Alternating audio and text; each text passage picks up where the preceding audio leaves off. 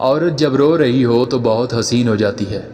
اس کے آنسو شبنم کے قطروں کے مانند ہوتے ہیں جو مرد کے جذبات کے پھولوں پر ٹپکتے ہیں، جن سے اسے ایسی راحت، ایسی فرحت ملتی ہے جو اور کسی وقت نصیب نہیں ہو سکتی۔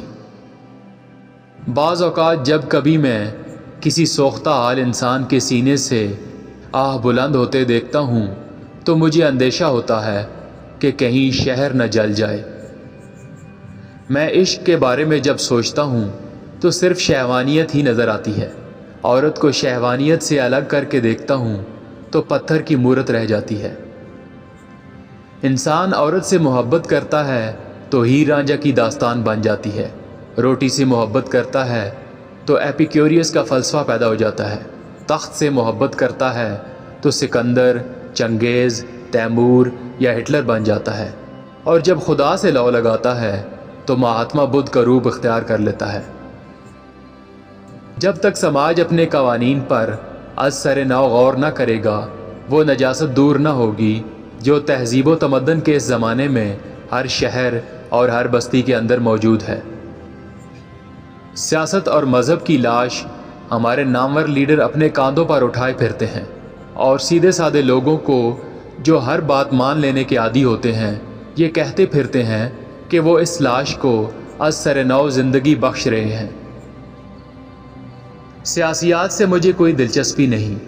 لیڈروں اور دوا فروشوں کو میں ایک ہی زمرے میں شمار کرتا ہوں۔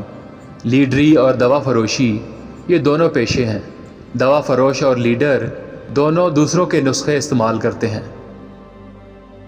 حکمران جن کے سر پر مکھی بھی نہیں بیٹھتی، وہ معاشرے کے ننگے، بھوکے، غلاظت کے ڈھیر پر بیٹھے لوگوں کا درد کیسے سمجھیں گے؟ وہ لوگ جن کے ہاتھ میں عوام کو تعلیم دینے کا کام ہے، وہ خود تعلیم یافتہ نہیں۔ 50% لڑکے شہوت زدہ ہوتے ہیں۔ اپنی ہم جماعت لڑکیوں کو وہ یوں دیکھتے ہیں جیسے ان کی نگاہیں صدیوں سے بھوکی پیاسی ہوں۔ جب تعلیم کا بنیادی مقصد نوکری کا حصول ہو تو معاشرے میں نوکر ہی پیدا ہوتے ہیں، رہنما نہیں۔ میں آپ کو ایک دلچسپ بات بتاؤں، وہ لوگ جن پر خدا کی مہربانی ہوتی ہے وہ اس سے ناجائز فائدہ بھی اٹھاتے ہیں۔ ہماری حکومت ملاؤں کو خوش رکھنا چاہتی ہے اور شرابیوں کو بھی، حالانکہ مزے کی بات یہ ہے کہ شرابیوں میں کئی ملا موجود ہیں اور ملاؤں میں شرابی۔ ہیرا منڈی ایک ایسا اندھا کنواں ہے جس کو دنیا بھر کے سیٹھ مل کر بھی اپنی دولت سے نہیں بھر سکتے۔